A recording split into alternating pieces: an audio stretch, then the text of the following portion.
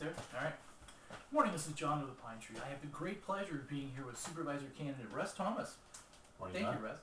Hey, one of the things we're talking about is I know leading up to this election, there's been a lot of, I guess, interest, but also confusion among some of the voters and stuff on with all the redistricting. And we thought you'd be a good one to talk to us about it because I think your candidacy and everything else is, I guess, central in the redistricting. So now that you're running for supervisor in District 4 and Copperopolis has shifted into this district, tell us a little bit about the district. So what is, what are some of the changes? Okay, well, you're right that a lot of people are perhaps confused about where they are Right. actually located in Yeah. the newly configured district. I'm confused most of the time. But that's, Are you? Yeah, Okay. yeah. Well, let me show you. If you can start by visualizing the county line. This is, of course, Stanislaus County Got it. coming in Highway 4. This, Milton over yeah, here. yeah, Milton is just outside of the district. Got That's it. in District 5. Yeah. See, this line kind of carves around Milton, but goes up Hunt Road. All of the Salt Spring Valley is in the new district, and starting back over here, it goes all the way to the Stanislaus River in the south. So there's very little population here, of course, but here's Copperopolis, which incidentally constitutes about 41% of the voter population in the new district. Coming on up here to the intersection of Highway 4 and 49, it extends out in this direction here out to Meacham Ranch Road. Got it. That's Yep. in the district. Here's the Angels Camp Vet Hospital right there. That's just slightly more inside the district. Comes out to Dogtown Road, and everything on the south and east side of Dogtown Road, going on all out here to Darby Lane, Ponderosa Way, just southwest of Murphy's. Murphy's, of course, was in District 4, but got shifted over into District 3 when Copperopolis came into District 4. And then going down Highway 4, the district wraps around the Irish vineyards right there, and so everything on the other side of So up Camp 9, all yeah, that stuff is still. yeah, Parrots Ferry Right. Road marks the line of demarcation between 3 and 4. Okay. So everything south of Parrots Ferry Road is in the new District 4 all the way to the river. So out on Arola Road, that of course all that area still is in District 4. Right. And so anyway, it's an exciting district. I think it makes much more sense to join the Highway 4 corridor instead of being. And I think and a little aside to that, I think when you were a supervisor before, your district before, I think, was one of those districts that was the hardest one to represent, because I know that you were going, I mean, the miles that you went back and forth between the two halves of the district made it almost an unmanageable, or tough. I mean, made it a tough one to represent. Well, there were many days when I would do my mileage accumulation that this may sound remarkable to you, but with a couple of trips to Valley Springs, looping back through San Andreas, coming to Copperopolis, and then back to Valley Springs at night, I would drive 350 miles in a day. Right. And never really essentially get out of the county except for the short distance out of. Because you actually had to leave the county to get to the other. That was the most efficient way to get to the other side of your district, right? That's right. Now, how many people are in this district?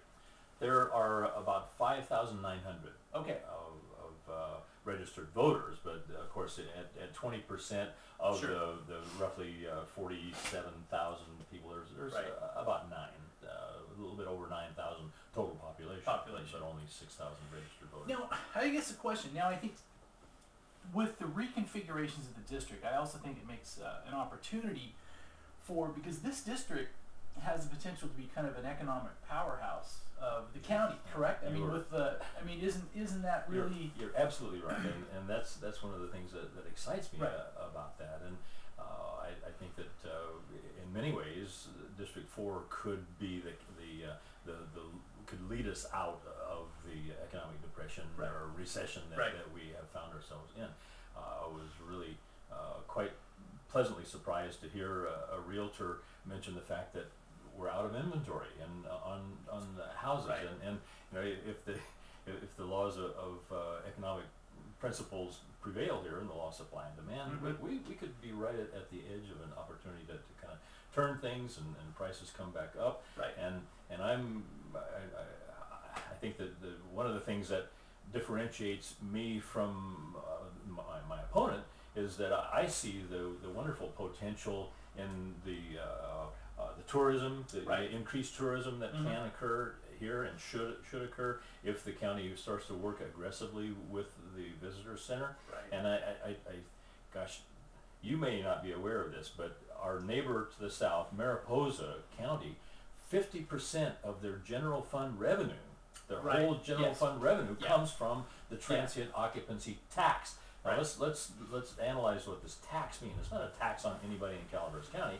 It is a fee that will be paid for by people that visit our wonderful county. And so it's not a tax on the homeless? Is that the... No, it's not a tax on the homeless. but in all seriousness, in this county, the transient occupancy tax at 1.2 million, which 800,000 of it comes from the Angels Camp, and the remaining 400,000 comes from the entire remainder of the county. But that represents 2% of the general fund revenue instead of 50%. Right. It's a huge opportunity for us, and I think that the fact that my opponent has been a very vocal, very much in vocal opposition, instead of being a supporter, I think that we cannot afford to overlook this opportunity. And I'll try if I can to lead the charge on that. So. Understood. Now, I guess aside from tourism, which I think most people agree now is the kind of the driving engine behind the Calaveras County economy. You know, I think it's just it's the segment that's growing. Yes. Yeah. The makeup of this district, I think we've had conversations on this in the past. I think is interesting because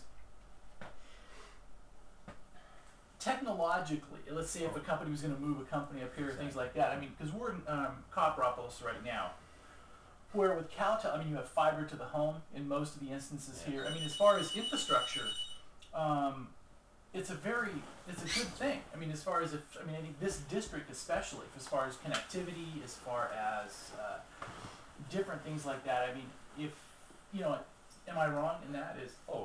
You're actually, you're a poster child for being able to be an entrepreneur in using technology as the mechanism, and we haven't scratched the surface on that.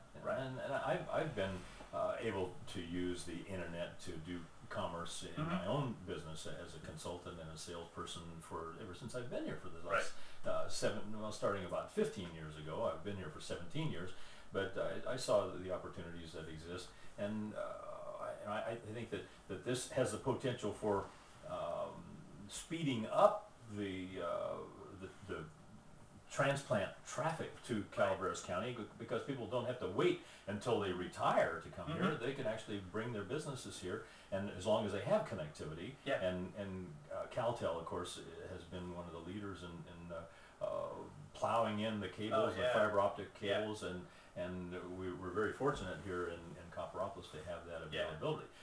I hear some frustrations up higher in the county about people who live half a block away from where it's available. So if we can concentrate on extending those lines, we have the county will gain immensely from that. So. Yeah, I think this is a pitch for, I think in some ways a pitch for District 4, but I think Calaveras County in general is, for a rural county, we actually have much better connectivity than, say, Tuolumne County. I know they're going to run some fiber to Tuolumne County. It's one of those projects that's upcoming. But we've always thought that the perfect place for, a few small software companies and things like that, because we have the outdoor activities, we have, the proximity to activities that, I think that's who we should go after. I mean, that kind of thing. Well, getting back to what I said about this watershed moment here in Copperopolis, particularly that we're out of inventory or almost out of inventory on sales. What that I see that translating into a kind of a new wave of people that would be interested in coming here, and with many of the people that live in the district have come from places where technology Yeah. has allowed them Yeah. to come here, both in, Yeah. from the standpoint of their economic earnings or their economic activities. They're continuing them here, and I'm just really pretty excited about the potential of being Yeah. involved in changing the way that the county government views those opportunities, of making it easier for people to come here, making it more business friendly. We just, I'm constantly hearing tales of despair about how difficult it is to do business in Calaveras Yes. County. I would very much like to change that. I We'll think leave if we those can. out of this piece, right? Leave it out of this We'll leave piece. those the tales. Yeah. Yeah, okay, we can do that the next time. So I guess in summary then, on the district, what would you say the summary for the district is? The summary for the district is that for decades it hasn't made any sense for Copperopolis to be joined with a metropolitan Economically, or school economically, district wise, yeah. or anything. Yeah. And it's made it very difficult for a supervisor who lives in Copperopolis to be perceived as adequately representing the Got it. district. So Got it.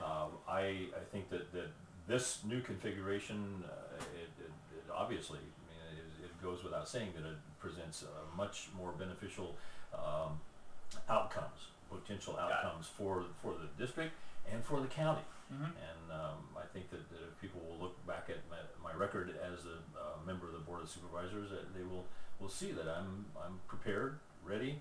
I am going to be working full time at this activity. Right. There'll be no distractions. Hopefully I can continue in the leadership capacity that I had before. Thank you. Thank you for spending a few minutes with us, and good luck down the stretch on it. And yeah, I think the reconfiguration of this district is a good thing for the economy, good thing not only for the county, but I think it's a kind of a win-win. It's for. I really have to mention that I'm not oblivious to the fact that the city council of the City of Angels is an integral part of this equation. Right. The county must work in concert with them, hand in hand with the development of the economy of Angels Camp, and I hate to use a cliche, but the rising tide will lift all boats. It'll be good for in District working 3. with both of them. You think if you're looking at on the retail side, I mean, for an immediate future for the county, the most obvious choices for increased retail sales tax revenues are Copperopolis and Angels, correct? I mean, isn't that? I mean, well, we don't have the population base in Copperopolis to support a so-called big box store. Right. Now, with the change in Angels Camp's ruling as far as size, I mean, they have changed they will allow now, as I understand it, an 80,000 square foot shop or a store. So that's large enough that you could attract a Target or some other type of retail facility. So it's essential that the County Board of Supervisors get on board with this concept that right here at the near the intersection of Highway 4 and 49 is the obvious best choice for that. I mean, people from Copperopolis can easily and a lot of them for go up here. School districts and school trips, they have to go there. They go there anyway. Right. Yeah. Okay. So you and I are on the same page on that, and that's really. I mean, I don't want this to be perceived by people outside the district as being that we're going to be pumping up only District 4. Whatever happens in District 4 will have a beneficial outcome. I guess the only thing on that is, I think, to be candid on it, I think if for increased retail district, I mean, the Angels Camp, that's probably the least, I mean, the path of least resistance. I mean, politically would probably have the least resistance and everything else to do it in that spot. So, all right. Thank you very much. Thank you.